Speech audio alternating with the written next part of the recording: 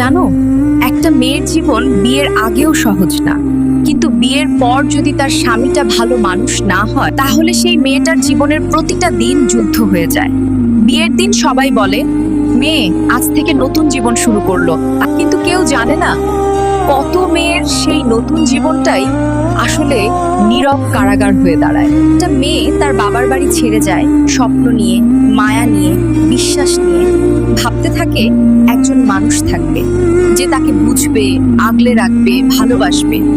কিন্তু যখন সেই মানুষটাই কথায় কথায় অপমান করে, চিৎকার করে, ভুল না থাকলেও দোষ দেয়, তখন মেয়েটা বাইরে হাসলেও ভেতরে ভেঙে টুকরো টুকরো হয়ে যায়।